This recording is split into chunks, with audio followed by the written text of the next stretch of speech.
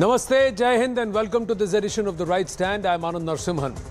A dated video from the time of turmoil in Manipur has shocked the consciousness of the entire nation. A day after this horrific video of two women being paraded naked in Manipur after being publicly raped surfaced on the internet, it drew massive condemnation from across all spectrums. 4, including the main accused, have now been arrested post massive outrage. Houses of 2 of the accused have been burnt down by the locals. But several accused are still at large. Politics, meanwhile, peaks, especially in Parliament. The proceedings of both houses of Parliament adjourned for the second straight day after din and disruption. Opposition parties insisting that Prime Minister make a suo motu statement, followed by a discussion suspending all business for the day. The centre, on the other hand, accusing the opposition of running away from a debate and misusing Rule 261 argument to disrupt the House while saying it is willing to debate under Rule 176 and 177.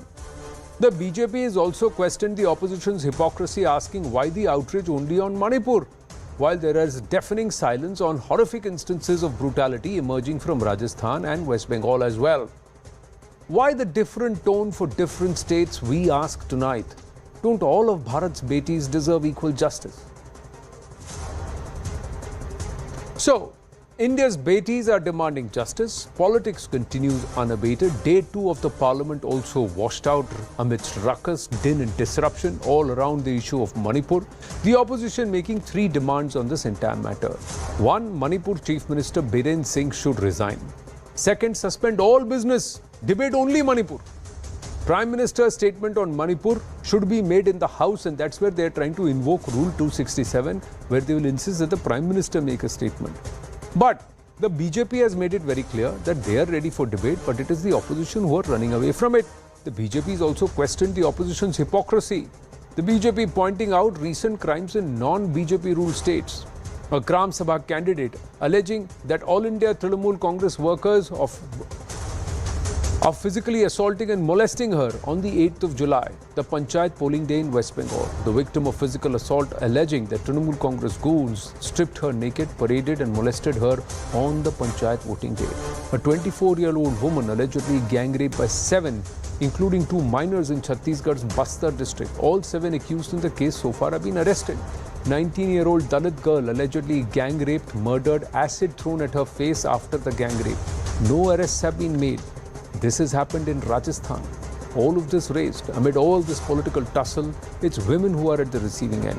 Have a look at the 4 states: Manipur, West Bengal, Rajasthan, Chhattisgarh. When it comes to women's safety, murder with rape, gang rape, Manipur score is 0, West Bengal 5, Rajasthan 14, Chhattisgarh 9. Rape, Manipur 26, West Bengal 1123, Rajasthan 6342, Chhattisgarh 1093. Murder, Manipur 6, West Bengal 782, Rajasthan 365, Chhattisgarh 363.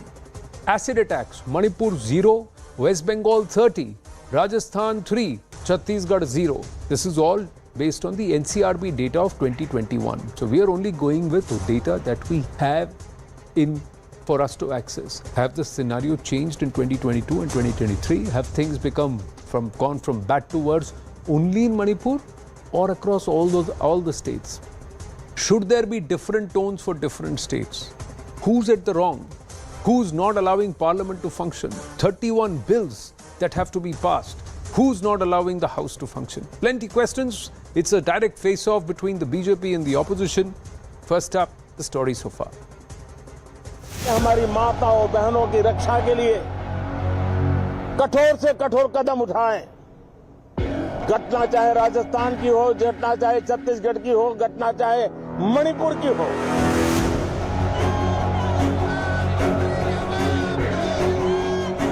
Three words were expunged. I'm going to give you 4 words. Yesterday we said the Prime Minister should open his mouth on Manipur. His Prime Minister got expunged. Manipur got expunged. What? Is expunged? Sir, One second. Sir. One second. Sir. No, one second. Manipur की घटनाओं को लेकर कठोर से कठोर कार्रवाई किए जाने की बात हमारे प्रधानमंत्री ने कही और हम चाहते हैं कि मणिपुर की घटना पर संसद में चर्चा हो।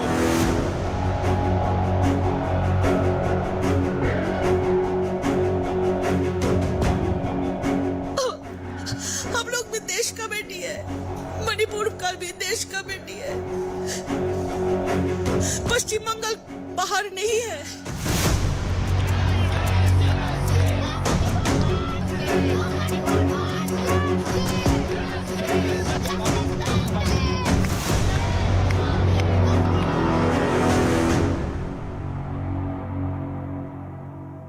Let's go across to our guest this evening, Shaina NC, spokesperson of the BJP, and Tehseen Poonawalla, political analyst. Namaste and Jai Hind to the lady and the gentleman. Why is Parliament not functioning, Shaina NC? 2 days of disruption. And why has the government not been able to get the opposition on board with respect to Manipur?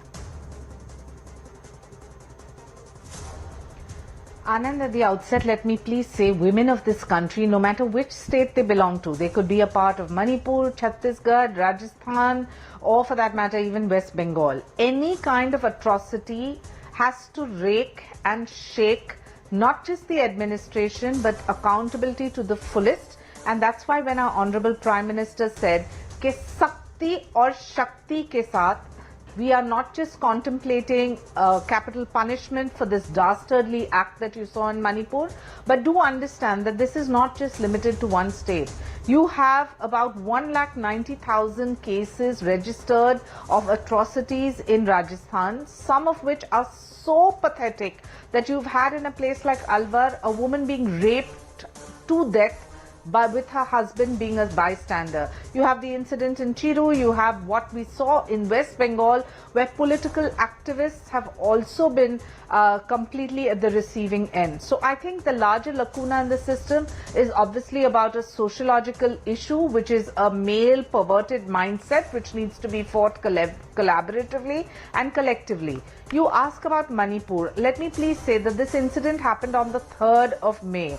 You had 55 columns of army reach immediately the next day. Our Honorable Home Minister not just visited, he ensured that 50,000 people through the Assam Rifles were evacuated. People were given the best kind of medical facility from AIMS that came from Guwahati, doctors from Shillong, and the entire administration was only working to restore law and order and to make sure there is peace and quiet. At the all-party meeting, there was a forum for every political party to express themselves with the Honorable Home Minister, and the Honorable Prime Minister has also said that Parliament is a place for discussion, positive input, and not just to play an orchestrated formula of making sure that Parliament does not function. And yes, this video, unfortunately, the time can be suspect because it was obviously done 2 months too late. Having said that, the fact that it was out in the public domain is an area of contention, and I can only assure you that the Prime Minister leads by example. The dignity he has given the women of India, I'm sure every woman trusts that the action there is an accusation on the Prime Minister made by the opposition, Shaina NC, that he took more than 80 days to make a comment, offer a comment on this entire issue. There is nobody who's saying or challenging Anand, that. Was the Home Minister not one minute. on Let ground? me complete, please. Let me complete. Was the Home Minister allow me not to complete, on ground? please. Allow me to Amit complete, Shah ji please. was in. Allow me to complete, please. I'm just Finish. saying there is no doubt Yes, that the Union Home Minister was in Manipur. All the initiatives that you have taken or that you have said that the government has taken is true. As we speak at this point, can you hear me? Can you hear me, Tehseen? Yeah. As we speak at this point, schools are open back in Manipur. There is a semblance of normalcy. Yes, a lot of the displaced people have not yet been resettled, but yes, there is peace. The highways are open, uneasy, but there is peace. What I am trying to understand is, why is it that the opposition is allowed to portray just Manipur and get away with a narrative which you claim, as the BJP and the government claims, is lopsided because it doesn't highlight the other states. When it comes to Tehseen Poonawalla, where is the comment from the Congress party and the leadership that is questioning Manipur and what's happening in Manipur, but quiet on Bengal, quiet on Chhattisgarh, quiet on Rajasthan? Rajasthan is deafening pin drop silence, sir. 2021 data is shameful, is so lopsided against Manipur. I have data only till 2021 official data. Thank you so much for having me. Yes, please go ahead. Namaskar, Anand, thank you so much for having me on the show. And I'm not here today for politics. And I actually completely agree with you that we should talk about all the states, no doubt about it. बहुत हुआ नारी पे अत्याचार, अब की बार मोदी सरकार, माननीय प्रधानमंत्री Narendra Modi ji had said this, and crimes against women have risen across the country. So why is it unreasonable for Tehseen Poonawalla, because you took my name, to expect that my Prime Minister, I may be opposed to the BJP, comes to Parliament and answers questions on Kaam Ki Baat, does not do Man Ki Baat? Why is it unreasonable to expect the Prime Minister to answer questions? Why should the Prime Minister not answer questions? After all, my Prime Minister is a very considerate man. He tweeted for a fire in Portugal where 14 people died in a forest. So in my own people, he can speak across the country, including Rajasthan. Second point. Shaina said very rightly about atrocities on women, and yesterday the Honourable Prime Minister addressed us outside Parliament, but he addressed us as a nation. On the same day when the Honourable Prime Minister addressed us, Anand, this is very important, you all were covering it, CNN News 18, your wonderful channel. On that very same day, a rape convict, Ram Rahim, was given parole by the Haryana government. On the very same day, Brij Bhushan Sharan Singh, a member of parliament who is accused of rape by the Delhi police, was given bail, and the Delhi police did not oppose the bail. On the very same day, the Honourable Prime Minister spoke about women's dignity across the country. Delhi police and Haryana state government to do this. I'm not even getting into Bilkis Bano, where her rapists were felicitated and called sanskari. I'm not even getting into that.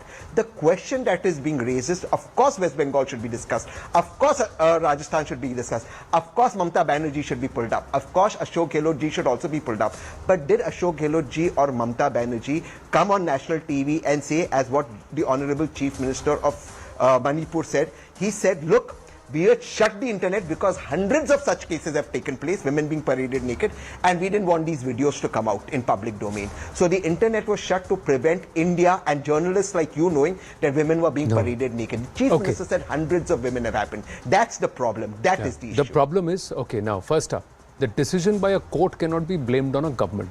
Also in our country, as per the law, no, bail, Anand, bail is just to make it clear. No, bail is just to clear you. Bail is the Delhi right. Police could have opposed it, no, and then I would have one minute. No, the it's bail, not the right in a rape case. The bail, this is not in a rape case. No, there is, Braj Bhushan is not charged with rape. Braj Bhushan is not charged with rape. It's he assault. Is charged with rape. No, it's assault and molestation. There is no. With sexual it's not. And molestation. There is harassment and molestation. There is no rape. Assault and molestation. There is no rape. There is. Let's not get into. Let's not get. My point is, the court has decided to give him bail. Don't blame the government for it. One. Secondly, Haryana government also, Ram Rahim parole is a court decision. Don't blame the government necessarily for it. Okay. No, it's not a court decision. You have a point. You have a point. You're absolutely wrong. You have a point to me. No, please listen to. No, hear me out. No, please hear me out now. Please allow me. I heard you. I heard you. You're wrong. I heard you. You're wrong. Okay, you believe I'm wrong? You're wrong on facts. So allow me to correct me and then I'll hear you. Okay, go ahead. Just allow me to correct you.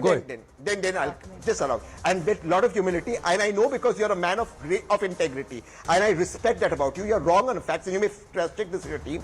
Parole is a state government decision and not a court decision. Ram Rahim has got his second parole and second furlough. He gets it every time there's an election or his birthday, when he cuts birthday cakes with a sword. He's a convicted person. Okay. As for the rape case, in a sexual molestation case in the charges put, bail is not a right, yet the Delhi police did not oppose it. The bail is the right of the bail is the right of the defendant. It is up to the court to decide whether they have to, and based on the sections he's argued for bail and he's got, it's the court's decision. You may hold the oppose it in the High Court? You're welcome to hold a grudge against the Delhi police saying they did not challenge it. Will they oppose it in the High Court?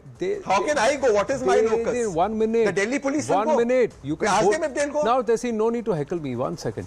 You can oppose. You can hold a grudge. I will never heckle. No. I'm just saying. You can. Let's move on. You can hold a grudge against the Delhi police saying that they didn't oppose it. That's all right.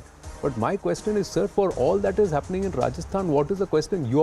Your top leadership couldn't even touch the chief minister of the state. You couldn't even ask him to stop being the chief minister and take up the job of the president of the party. So and to say to passingly say, oh, Ashok Gehlot ji should be pulled up is a different point. Now, before we move on, listen to what Rajasthan minister and Congress leader Rajendra Singh Gooda has said. Just listen to this.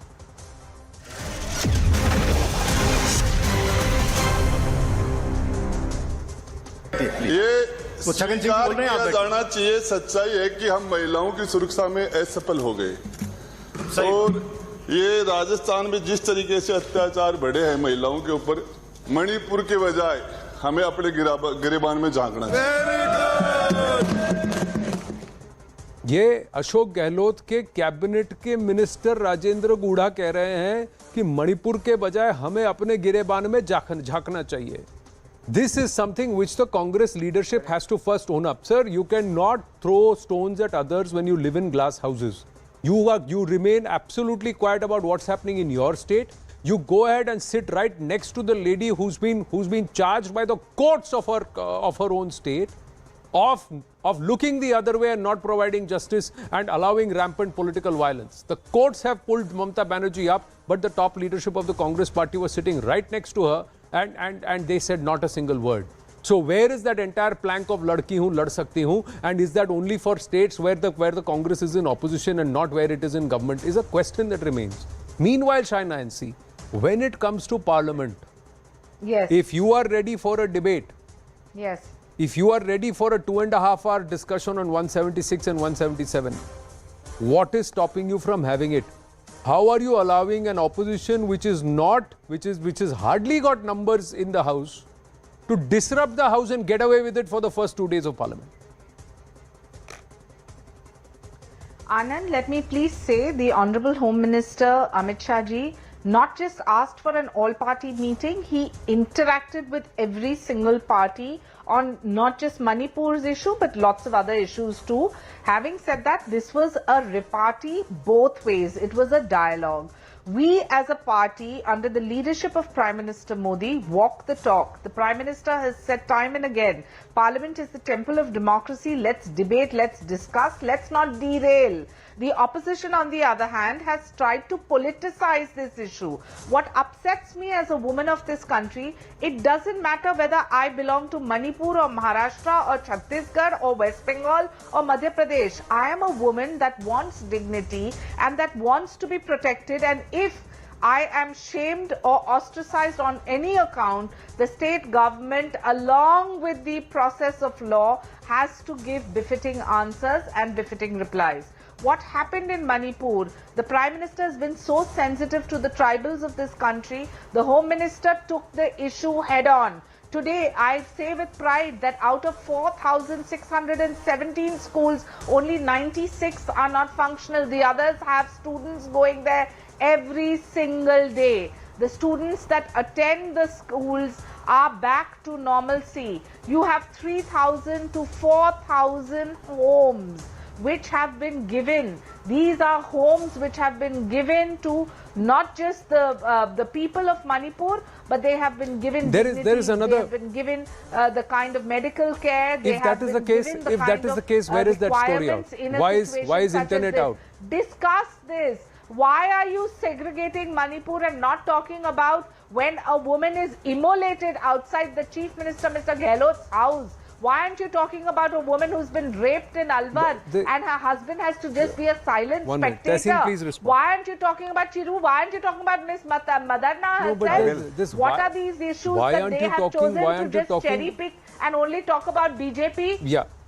Because that's the opposition's job. The opposition's job is to question you. The other aspect is law and order is a state subject. So if Biren Singh is being questioned by the Congress, the BJP is also questioning Ashok Gehlot and the BJP is also questioning Bhupesh Baghel. So and the BJP is up at arms against Mamata Banerjee in Bengal. Law and order is a state subject, right? And look at Mamata Banerjee's West Bengal. They have asked the woman, Anand, that you have to prove it. How does a victim prove it after being molested like this?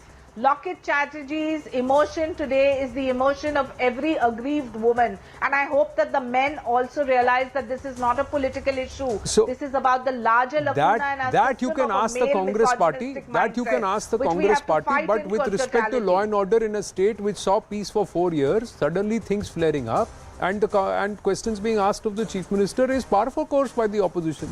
But Tehseen Poonawalla. Welcome. Yeah, let Tehseen respond. I have another question for Tehseen. Why is the Congress taking sides, or is the Congress party taking sides as to whose issues it will raise vis-a-vis Manipur?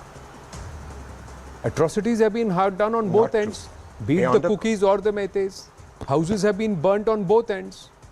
Is the Congress party raising the issue only with respect to one side of this entire ethnic argument? And why is it doing so then? No, Anand. No, Anand. On the contrary, if you recollect on your channel and other channels, every single Congress spokesperson and those who sympathize with the Congress people like me, since May itself have been talking and tweeting, and these tweets and these are in public domain, that Manipur is burning. Rahul Gandhi also spoke about it. We were called China. No, I'm asking you, Tehseen, not just how they worded it on their social media posts. May I please not be interrupted? It's just so a 5-second intervention, no, and I'm giving it, and I'm handing it back. Politically. It's just a 5-second intervention. Sure. It's not about how they worded it on social media. It's about the groups they went and met, both in the national capital and also when the travels were made to Manipur. Who did they meet? Did they meet both the sides? No. Or only one particular group? Please be honest about it, and then I'll ask you why. Both the sides. Everyone has been met. On the contrary, the Congress party was the first to raise this issue that weapons are coming in from Myanmar into Manipur, and China supplying these weapons. And we were told that you guys are lying. We were told action will be taken against us. Now also they're telling us that action will be taken because these videos have come up, including on the show where China says it's a conspiracy to put these videos out. The fact of the matter is, when these matters were raised of Manipur, the most honorable Home Minister was campaigning in Karnataka for elections. And I was on CNN News 18 when I said, why isn't he there in Manipur? Please, China ji, do not interrupt me. I didn't interrupt you once. The fact of the matter is that when this matter was taken up of Manipur and was raised in the early part of... That's fine, China ji, if you can time your answers when I finish. The fact is that when this matter, when Manipur started flaring up, and every one of us was warning you, every one of us on every platform available to us, you all were defending the Home Minister campaigning in Karnataka. I ask you today, Shaina ji, forget politics. I am saying Ashok Gehlot should be pulled up. Do you have the guts, Shaina ji, to tell that the Delhi police, forget the Home Minister of India, is wrong on Brij Bhushan Sharan Singh and should go to the Delhi High Court? Do you have the guts to say that the Haryana government is wrong on Ram Rahim and he should not have been given parole? I have the guts to say that BJP should take it up even tougher with Ashok Gehlot. I also have the guts to say that the Gandhi should pull up Ashok Gehlot, and because they pulled up, today the statement of the Minister of Rajasthan is that we have to look within ourselves. Just Anand, 1 second. I am running out of time, so that's why my punchlines are not coming. No, none of my punchlines are coming. I request you to yield. Okay, I'll give you 10 seconds and then go ahead. I don't. 10 seconds and then Shaina. 10 seconds and then Shaina. It is. There was a shameful statement made by a Rajasthan Congress. There was a shameful statement made by Rajasthan Congress Minister to women. Priyanka Gandhi pulled him up. He had to apologize. I'm asking Shaina ji today as a woman, say that what the Prime Minister did in West Bengal, Didi was wrong. I'm asking you, just say this one sentence and expose. Okay, now Rajendra Singh Guda has said that let's look within. In Rajasthan, Rajendra Singh Guda has just now said that we should apne because Priyanka Gandhi has said it. Manipur ki baat na kare. So then tomorrow, will the government or will the Congress insist on under Rule 267 a debate on Rajasthan? That I would like to see. But Shaina NC, please come. BJP should bring it up. Shaina NC, please come. Bring it up. No. Take the high moral stand. Take the right stand for a change before you turn around and point fingers at anybody else. That's my thing. Okay. Let Shaina NC respond. 30 seconds. Anand, a wrong is a wrong is a wrong. We're not in any kind of competition. This is a Prime Minister that has the guts to say law will take its course. Whether it is Brij Bhushan or whether it is any other leader like Mr. Gehlot, that should be the same kind of rule of law. But having said that, I don't agree with Priyanka Gandhi going to Madhya Pradesh and using Manipur as a political gimmick to just garner the eyeballs. Do understand this is about women across the country. You selectively miss out West Bengal. You selectively choose not to talk about Rajasthan where the cases are the maximum. Point. You have the right to question the Congress party, but don't think in India if there is rule of law, the Prime Minister needs guts to say law and order will take it, law will take its own course. That's par for course. That's how it should be in a democracy. That is Bharat, ma'am, with due respect. But thank you very much, Shaina NC and Tehseen Punafala for joining us here on this face-off on the Parliament fracas. But quickly, ladies and gentlemen, it's a big boost this Friday for the Hindu Paksh, both on the Krishna Janmabhoomi side and also as far as the Shringar Gauri case. A Varanasi court has allowed a scientific survey of the Gyanvapi Parisar or premises apart from the wazukhana area. The court was hearing a petition seeking a scientific survey including carbon dating to determine the age of the shivling which was believed to have been found at the Gyanvapi mosque. Actually, no. What happened is it's about the Shringar Gauri case. This aspect is because of the Shringar Gauri case. In the Shringar Gauri case, the western wall and also the area around it, they wanted to prove the age of that wall to show that it dates from before the time of Aurangzeb, and that's why the Hindus have the right to go ahead and worship Ma Shringar Gauri. The wazukhana separated already by the Honorable Supreme Court as a separate area, and that's why that matter is different. That's why it's not part of this. Here is the detailed order, the 7-page order, and the final report to be submitted by the 4th of August. Let's go straight across to Vishnu Shankar Jain and Hari Shankar Jain ji joining us at this point. Key petitioners who have been there. Namaste and thank you very much for joining us again. I know we spoke earlier, but that time the order copy was not out. On short notice, thank you for joining us live again. The order copy is far more detailed than what your counsel seem to have advised you, Vishnu Shankar Jain. Because the court has actually told the director of ASI to undertake scientific investigation, excavation in the property in question, plot number 9130, directed to conduct scientific investigation by GPR survey, excavation, dating method and other modern techniques of the present structure to find out whether same has been constructed over a pre-existing structure or Hindu temple. Also conduct scientific investigation in light of the averment made in this application after associating the plaintiffs, defendants and their respective counsels. Everything seems to have been detailed to the T, Vishnu Shankar Jain, point by point across from A to K, and finally says the director will ensure that there should be no damage to the structures and that are standing there in this entire area, disputed area, and they have said 4th of August to put up on the 4th of August 2023 for further proceedings. Your thoughts as we have the order copy in our hand. Yes, Vishnuji. Yes. See, the order is very clear, and whatever we had asked in our application has been completely allowed. And the application is very, very logical, as I was telling you earlier also, that if someone is saying that the western wall needs to be investigated, how will it be done? How will we prove that western wall is a old temple structure? Can it be proved by a way of a oral evidence? I asked a question to myself. If we are saying that beneath these 3 central domes, Hindu Mandir Shikhar is there, how will we prove it? By way of oral evidence. If we are saying that beneath these central domes there are sealed areas where there are many more artifacts and many more areas of historical importance and shivling and other objects of worship, how will we prove it, whether by way of oral evidence? If we are asking and if we are saying that in Vyasji's cellar we were doing puja till November 1993 and there are still many artifacts and idols and temples and signs of Hindu temple, how will we prove it? Therefore, this order of ASI is very, very important, and in cases like this, the Supreme Court in Ismail Faruqi judgment 1994 Supreme Court page 360 para 151 has held that these kind of matters can be solved by an expert body like ASI. Apart from that, in Ram Mandir case judgment also 2021 SCC page 1, the Supreme Court in para 658 has said that these kind of matters can be solved by in this country where this kind of disputes given by an ASI. Therefore, we are asking for an ASI survey. What will be the report of the ASI? When the director of the ASI and the other experts of the ASI will join and do the spot inspection and will do this survey, then they will submit a report before the Honorable Court. That report also will be subject to further scrutiny by virtue of Order 26 Rule 10. So the point in issue is this, that we need a survey of the entire to ascertain the truth and the fact of Gyanvapi, because the fact of the matter is that they are still in. Let me tell you, Anand, that the commission which we did on 6th and 7th of May, as well as on 14th, 15th and 16th of May, only reveals 20% of the truth.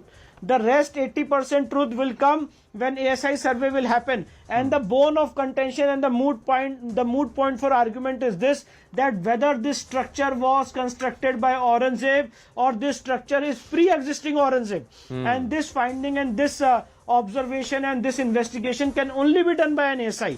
Therefore, within 15 days, we have to conduct this exercise and submit a report before the Honorable Court. And I am hopeful that the ASI will start its work from tomorrow onwards. Harishankar ji, if I may bring in Harishankar ji, Vishnu, Harishankar ji, earlier when we were talking, you said 3 से 6 महीने लगेंगे इसको complete करने में. Court ने कहा 15 दिन में पूरा करो. They have said by 4th August submit the report. Is it possible?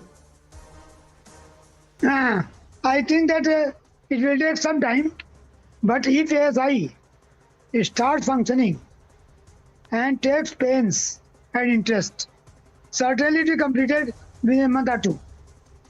Not 3 months, 4 months, 6 months, no. It will be completed within a month or 2. And it should start first its work, take a preliminary survey, what they are going to do, and then they start the actual working. And they are pinpoint. Court has pinpoint what ASI is required to do. That is Western Wall, the plinth area, the under the dome, beneath the dome, whatever is to be there. The court has pointed out. And there should be videography, there will be photography. Nobody can say that this is not the correct position of the fact or existing spot.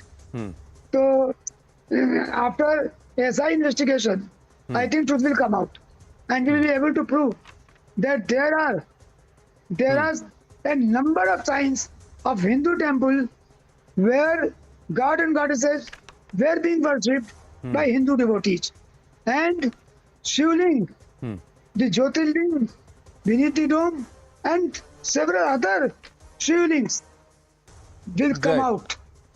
I am assured that I will be able to prove that is the place having a religious character of a Hindu temple. So if the religious character is of a Hindu temple, then the places of 1990 Worship Act 1991 technically should not apply if the wording of the act is... That is gone. That is already gone. And now I am assured one thing more. Ji. Within 6, 7, 8 months, we will be able to start construction of new temple. There will be a new temple, like Ayodhya. This so-called mosque will go. Well, it has to be demolished. But the fact, well, that is what the Hindu Paksh is. That is what the Hindu Paksh has been fighting for. But the Muslim side has very clearly said that they are going to challenge this in a higher court of law. Years. They are going to challenge. We are fighting. Yeah, they are going to go to a higher court of law, Vishnu Jain. But one interesting part in this order is the wazukhana exempt, because it is not explicitly said anywhere in the order. Correct me if I am wrong. What the order actually says is the director of ASI is also directed to conduct ground penetrating radar beneath the western wall, conduct excavation if required, and then he says the next point number G, directed to conduct ground penetrating radar survey beneath the ground of all the cellars and conduct excavation if required. And artifacts found in the building specifying their content, carry out scientific investigation, dating exercise to find the nature and age of such artifacts. Dating exercise of the pillars and plinth of the building to find out age and construction. Excavation wherever required, dating exercise, scientific methods determining age and nature of construction existing at the site in question. Nowhere in these 10 to 12 points is wazukhana being exempt being mentioned here. So how would you infer this? Does this mean all of the Gyanvapi parisar? Para A. Para A. Para A. Anand, with greatest of respect, Ji. Para A of the operative portion. Okay. The director of the ASI is directed to undertake scientific investigation survey at the property in question, excluding the area sealed by the Honorable Supreme Court by order dated so and so. Okay. So specific, yes. So that's where the wazukhana is exempt. In para A itself it is mentioned, yes, wazukhana has been exempted, but apart from wazukhana, the rest of the area will be excavated. And I must not call it a wazukhana also. It's a sealed area by the Supreme Court. The sealed area. Where our Shivling is standing. And one day we'll prove to hilt before the Supreme Court. One day we'll prove to hilt before the Supreme Court that in sealed area also ASI survey is required. The matter is drawing attention of the Supreme Court. The next date of hearing before the Supreme Court is on 29th of August. We have asked for ASI survey of the Wazu area. The Honorable Allahabad High Court has passed an order on 12th of May after a 52-page report by the ASI. Yes. So one day will come, Anand. I am telling it on your channel. that one day will come when whether it's a shivling or a fountain will be determined by an SI. One would say, and the Supreme Court the is logic having a is closer scrutiny at the order of the one would say the logic is that if there is the ASI has been directed to conduct a survey on all of the Parisar, shouldn't there be a move to the Supreme Court to say that please allow the sealed area also to be surveyed at the same exercise so that you don't have to do it all over again? Hari Shankar ji. No. Definitely. That is already involved in the earlier petition, which is pending and it is coming up on 29th August. That is separate. This is a separate issue. Okay. Both are separate. Both are separate issues. We are making it separate. Yes, we are making it separate. And this order has to be implemented. So this order has to be implemented. My question is that if there is a survey which is happening, then shouldn't there be an attempt to combine it all together? But the Muslim Paksh believes that this is wrong. This order is wide their rights.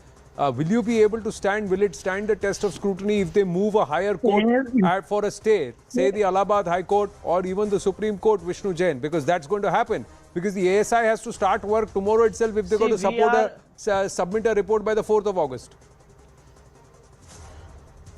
Yes, definitely. We feel that the ASI must start its work at the earliest, and if they approach the Honorable Supreme Court or the Allahabad High Court, we'll contest the case to the best of our ability. We'll file caveat before the Honorable Supreme Court and Allahabad High Court, and this is not a direction which can be stayed, because the Honorable Supreme Court on 20th of May had directed the trial court to conduct the trial. Anand, I ask a question to myself. How will we conduct the trial without an ASI opinion? What will we do in the trial? How will we prove this case by way of oral evidence? And can this case be proved by way of oral evidence alone? Or by way of documentary evidence alone? Without inspecting the site? Without having a spot survey of the site by an expert body like an ASI? See, the survey of ASI, I must ask a question with utmost sense of responsibility. What is the harm if the ASI survey is done? The direction of the court is very clear that there will be no damage to the structure. Right. So what is the harm? ASI report, how are you assuming, or I am assuming, or anyone is assuming, nobody is assuming that what will be the report of the ASI? ASI can give a report. ASI can give a report that no, Vishnu Shankar Jain and Hari Shankar Jain are wrong. This structure is built by Aurangzeb. Or ASI can give a report that no, this structure is prior to Aurangzeb. Right. So these are all matters of investigation by ASI. So we are asking for expert opinion. So I think no one should shy away from this expert investigation and expert opinion. The court has power under section 45 of Indian Evidence Act to call for expert opinion. Under order 26 rule 10 of the CPC, there is provision for scientific investigation. But then why is the Muslim Paksh against a scientific investigation? Because it is going to disrupt their prayer and their movement at the Gyanvapi Parisar. So is there a way around that? No, not at all.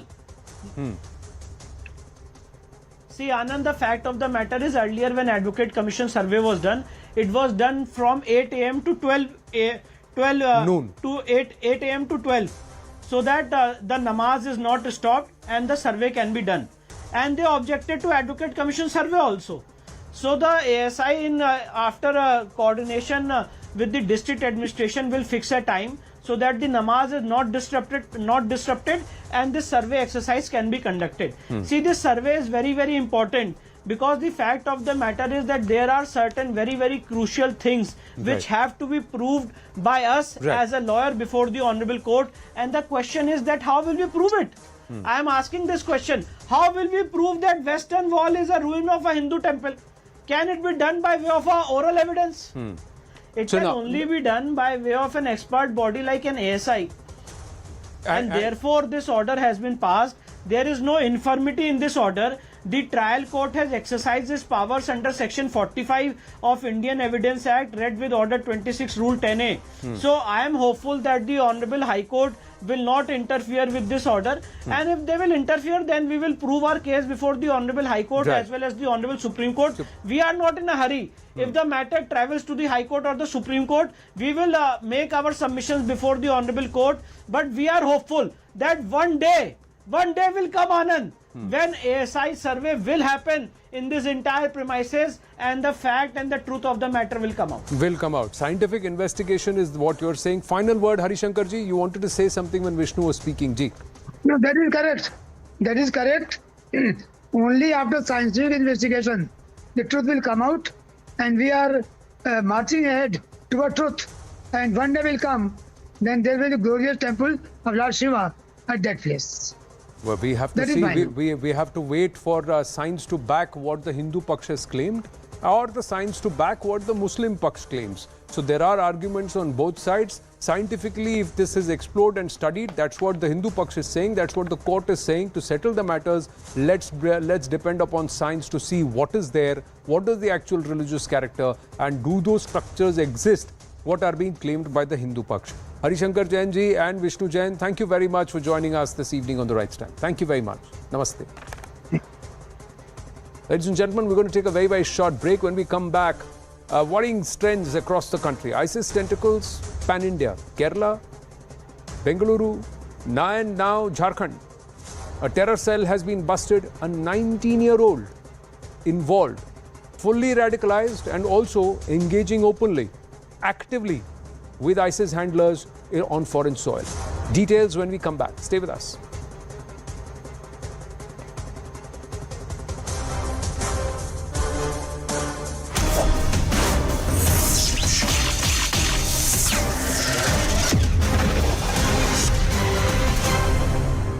Night. Ever since then, rescue operation is constantly on. It will begin again tomorrow at 5 a.m.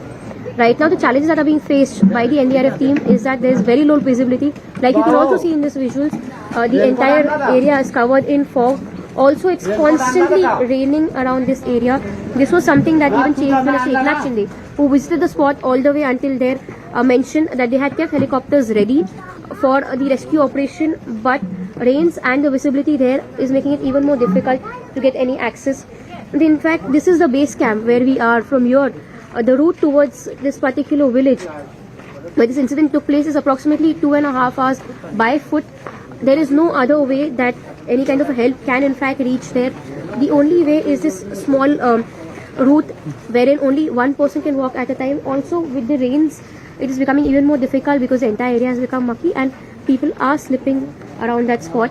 So the accessibility is a problem, which is where at the end of this day, closing it, in fact, NDRF team has mentioned that they had rescued 21 people and so far 16 people have been declared dead. Quite a tragic incident that has taken place, and you can constantly see the visuals on your screen as to how the particular situation has panned out and how the rescue operations are taking place. We have Yasha Kotok from the particular ground joining us live on this broadcast. Yasha, a very good morning to you. Well, rescue operations have been resumed, and what information are we receiving post the teams have resumed their work this morning, and what are the difficulties they're facing on the ground even now? So yes, the rescue operations have started again early this morning. Last night, after there was low visibility, also considering that once the sun sets, the area which does not really have any kind of electricity arrangement, there's no possibility that NDRF can continue its operation. The NDRF team had in fact reached the previous night around 12 o'clock, following which the operation had only begun in the morning because of the visibility problem. This morning, considering NDRF team has reached the spot, now the major challenge here is that this particular area, this particular village, that is the Isalgarh Wadi village, is on top of a hill wherein accessibility is a problem for NDRF team to take medical supplies also up there. It will take anywhere between 2 to 2.5 hours of a trek along a route which is filled with muck, and it's constantly pouring and there's fog, which is where visibility is a problem, accessibility is a problem with the rain, and which is where now, considering that most of these houses, they are in 40 to 50 feet of mud, rescuing people or even getting dead bodies out is a big challenge. In fact, what was seen yesterday was that as of now, the death reported is 16. Those who were reported dead, there was a post-mortem conducted at that particular village spot itself, and they were given a burial close to the landslide area. Those who were being rescued were being brought down to the base camp. Let us tell you, base camp to the landslide location is approximately 2.5 hours of trek. We've seen that there were several ministers, including Chief Minister Eknath Shinde, who had reached that spot, which is a very difficult terrain to, in fact, reach. But now, considering that the NDRF operations are on, Maharashtra, wherein even as bad weather hampers rescue operations at the landslide affected region in Maharashtra's Raigad, the NDRF teams have resumed the rescue operations in order to evacuate those trapped inside the debris, and the last rites of those who have passed away in the landslide will be conducted. So far, as per figures that have been shared by the NDRF, 16 people have been reported dead, while 21 were rescued alive, and 75 people were safely evacuated from the village. Chief Minister Eknath Shinde also visited the spot on Thursday. Let's take a look at what all happened in Maharashtra yesterday. Maharashtra के रायगढ़ जिले में इरशाल गांव के ऊपर landslide हो चुका है और इस दुर्घटना में अभी तक 16 जन की मौत हो गई है। इसमें बहुत सारे दिक्कतें आ रही है। अभी नेटवर्क इशू से की वजह से कम्युनिकेशन यहां पर नहीं हो रहा है, लेकिन रिलायंस की तरफ से यहां पर कम्युनिकेशन सेंटर खड़े किए गए हैं। 4 कम्युनिकेशन सेंटर से अभी रेस्क्यू ऑपरेशन चालू है और रेस्क्यू ऑपरेशन में कम्युनिकेशन सेंटर का अभाव जो है वो पूरा दिख रहा है। हम ये कैसा कम्युनिकेशन सेंटर है, किस तरह से ये चलने वाला है, ये जयप्रकाश जी से पूछने वाले। सर, ये कैसा कम्युनिकेशन सेंटर काम करने वाला है और इसका कितना हेल्प ये रेस्क्यू ऑपरेशन में हो जाएगा? ये जो है VHF सेट है, वेरी हाई फ्रीक्वेंसी, ये डायरेक्ट लाइन ऑफ साइट काम करती है। मतलब डायरेक्ट कम से कम 50 किलोमीटर हम लोग कहीं पे भी all over the surrounding 50 kilometre हम लोग बात कर सकते हैं इसके थ्रू। और अगर इंटरनेट होगा तो इंटरनेट के थ्रू भी हम लोग बात कर सकते हैं, बट यहाँ पे इंटरनेट कनेक्टिविटी का थोड़ा प्रॉब्लम्स है, मोबाइल रिचेबिलिटी का प्रॉब्लम है, और मोबाइल टू मोबाइल कांटेक्ट करना 1 to 1 पर्सन होता है। अभी हमारा पूरा 17 लोगों की टीम है, 10 हैम रेडियो ऑपरेटर्स है हमारे जैसे, तो ये भी हैम रेडियो ऑपरेटर हमारा कलीग्स है। तो इनके थ्रू जब हम लोग काम करते हैं तो ऑल ओवर द मतलब एक ही साथ हम लोग सबके साथ बात कर सकते हैं। यानी अभी आपकी एक टीम यहाँ से गई है, उनसे बात हो सकती है ये कम्युनिकेशन सेंटर से? Yes. Anil JPM, FGN JPM,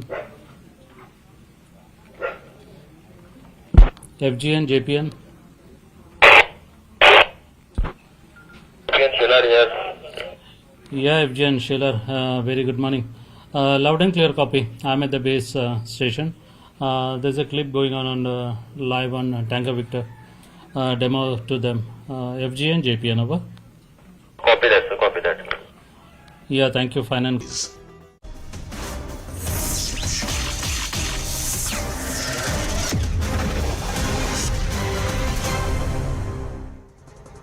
Back on the right stand with worrying development, ladies and gentlemen. In another major crackdown on the Islamic State modules operating on Indian soil, the NIA arrested a 19-year-old student following extensive searches at his home and rented accommodation in Jharkhand and Uttar Pradesh.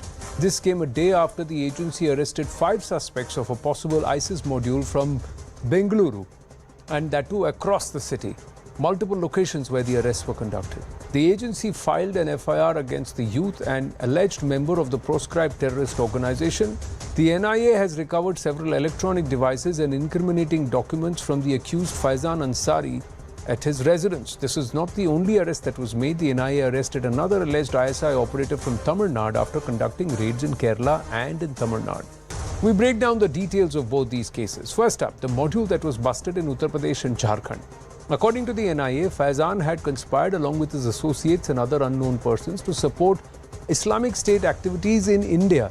And this was done in a step-by-step process. Step 1 is disseminate ISIS propaganda in India. Step 2, support and push ISIS activities in India. Step 3, radicalize neo-converts. Step 4, strengthen ISIS cadre base in India. Step 5, plot terror attacks in India. These were the 5 steps, or like a flow, that he was working on just at the age of 19. Remember that. Now, moving on to the module that was busted in Kerala and Tamil Nadu, the NIA claims to have thwarted potential attacks on places of worship and leaders from specific communities. The first charge involved in reconnaissance activities. Charge 2, conducted recce of the prominent places. Charge 3, places of worship were on the target. Charge 4, community leaders in Kerala were on target. Charge 5, raised funds to promote ISIS activities. The 6th charge, the aim was to spread terror, create communal divide. Pathikrit Pine now joins us with more details and also his perspective on this. Former DGP Jharkhand, Nirmal Kaurji, is also with us. Nirmal Kaurji, it's a worrying trend. Educated young individuals, be it on the gaming app or with these ISIS modules, they seem to be working on a targeted blueprint or a step-by-step process. They're also targeting neo-converts, trying to radicalize neo-converts, and they seem to be engaging actively with handlers operating outside the soil. Truly. Through the dark web, I think there's some evil kind of fascination with this thing. And like Jharkhand, as we know, is the heart of these activities. Jharkhand is one place which is so small a state and yet so entrenched in these kind of terrorist activities. Earlier also, Yasin Malik lived in Ranchi for at least many years without being caught.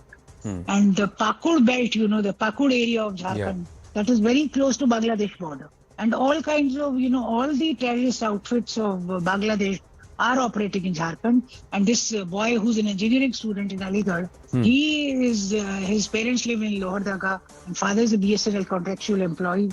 And somehow he got trapped. And he's ensnared and he's now converting others and radicalizing others. And so much of incriminating material has been found from him. So that means he's been there a few years. It's not that he's just a new convert or newly converted to ISIS or their ideology. He's been there quite a while and he's converting others and radicalizing others. The worrying trend is that we catch once in a while one person. But this is only tip of the iceberg. There's a whole lot out there, which we are not able to fish out. And the society is continuing getting radicalized. That's a very worrying trend, and especially so in states like Jharkhand and all. If you see the Santhal Pargana belt and that Pakur area, the population, the demography is also changing so fast because of these infiltrators. Infiltrators are marrying local women. They are creating tension in the social fabric. Yeah. The social fabric is going for a sex. The communal harmony is gone. The society, mainly the tribals living there. Recently, we had a case in which a girl, Rabia, from the sub-primitive tribes was entrapped and then cut into about 30-40 pieces and thrown in the jungle. That man had, he had a wife already and married her, some kind of a local love jihad. CNN News18 also did a story with the Santhals. We did a story with the Santhals, covered the Pakur belt, and we realized that there was that something was not right on ground. There was this entire infiltration. The issue is that Santhal Pargana and Chota Nagpur, these are two major areas, and different tribes inhabit that in Jharkhand. Santhal Pargana, there is the Santhal Tenancy Act. Santhal Pargana Tenancy Act. In Chota Nagpur, you have Chota Nagpur Tenancy Act. Under that act, a tribal land cannot be bought by anyone who's a non-tribal. So what these infiltrators are doing, these Rohingyas, Bangladeshis that come in, they marry the local women and these tribal girls and all, and then they buy properties in their names and their children inherit it, and they because the tribal property is going very cheap and only a tribal can buy a tribal property. So to that end, they marry the local women and then entrap them. Yeah, they continue to retain the tribal identity from the being played out there. And that's what came across, that they continue to retain the tribal identity. There, the conversion does not take place on paper, and it does not happen because they want to use the tribal identity for the state benefits and also to buy land, etc. But these activities are a worrying trend. How do you crack down? Because there is cover fire which is at the ready. The other aspect is somebody is radicalized but not committed a crime yet.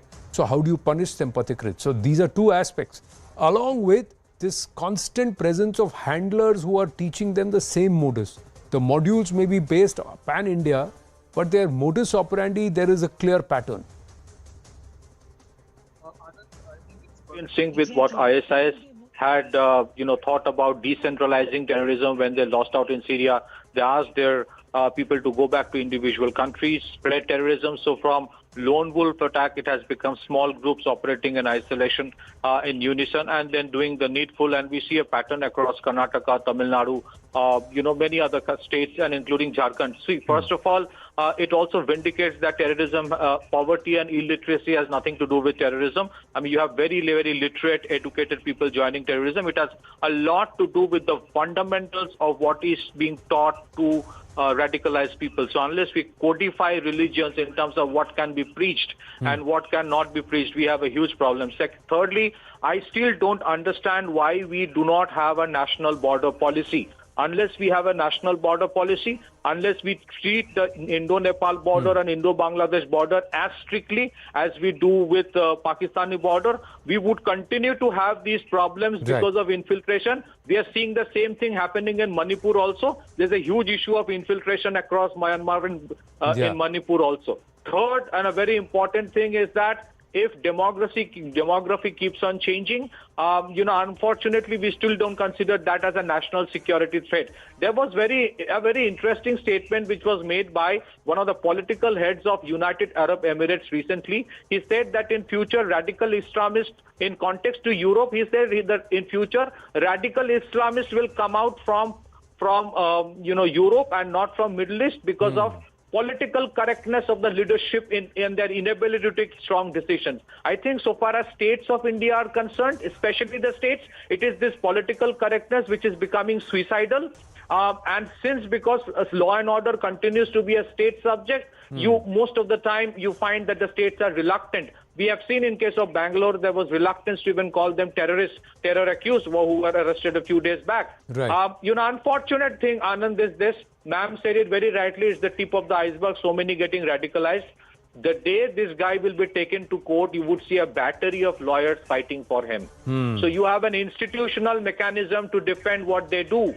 Unless we understand the dimensions of radicalization and what we are fighting, unless we understand that part, we have glorified for a long time. In the 70s and 80s, lot of educated youth joined Naxalism, destroyed their future and that of the country because Naxalism was glorified. Here, we have demonized those who actually arrest terrorists by calling them Islamophobic. I mean, Muslim majority countries. Well, that's a narrative thing that needs to be fought. I've got another piece of news coming through, Pathikrit, so interrupting you. This is a CNN News 18 exclusive. Our group editor security, Manoj Gupta, getting us these details that intelligence sources are revealing to News 18 that Hindu leaders and religious leaders are on the Jaish-e-Mohammad's radar. Intel sources reveal that the recent infiltration at the line of control suggests that JAM cadres or Jaish cadres were sent to attack Hindu seers.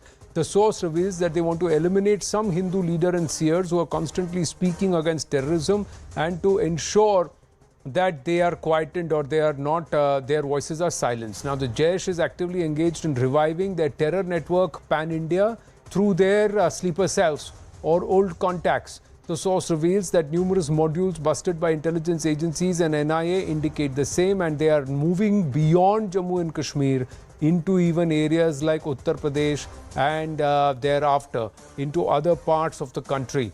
Now, quickly, Pathikrit Payan, this is also another aspect. So there are multiple tentacles of this terror hydra, fundamentalism hydra, and some of it go back to the enemy. Because even in the Bangalore ISIS model, we realized that Junaid from Baku was in touch with an ISI handler. Jaish, on the other hand, are sending killers and shooters with specific targets in the hinterland, in the mainland. Go and target those people who are speaking against terrorism. Or perhaps somewhere who are on ground working on Hindu revivalism. So, Anand, terrorism and dimensions of terrorism were always expected to reform and keep on evolving as like a hydra-headed creature. But the problem is that whether our law and order mechanism is keeping the same pace when it comes to doing that. The law and order mechanism of this country is still of a 20th century or the 19th century. We still don't understand various dimensions of radicalism. The policeman on ground is so much engaged with day-to-day VVIP security and other things that thinking about the long term and the deeper aspects of what radicalism is and how to deal with it, we are just going by, arresting somebody, forgetting that there is a deeper nexus that has to be curtailed, which the central government is doing its best, but you need a radical overhaul of the internal security architecture. Unless you do that, it's just we are just going doing the catching up game. Well, I think unfortunately, like I always say, Pathikrit, that the security establishment has to get it right 10 on 10 times. The terrorists need to get it right only once out of 10 times. Nirmal Kaurji, quick word from you. Is this a worrying trend, or are our agencies aware of this and wise enough to be able to counter this? They are aware, but the quantum, the work is so large. I mean, being aware is not enough. And I think police alone cannot do much about it. At a social level, we lack this kind of awareness, the movement at a social level. Like, even in that gaming where the child was being converted to a game, that kind of trend is so common. Media played out that Ghaziabad story for 1 or 2 days, and then the nation has forgotten it. We as parents, we as social beings, as neighbors, as aunties, as uncles, as teachers, none of us are involved in the character building of our children or our youth. And unless it is played out at a social level where every citizen is concerned about national security. Ma'am, I've got to wind up. Abdicate it to police, a handful of police. Ma'am, I've run out of time. So overworked. So I thank you, ma'am. I'm sorry to interrupt you. Thank you, Pathikrit. Thank you, Nirmal Kaurji. I've got to wind up this edition of The Right Stand. Brass Tacks with Poonam.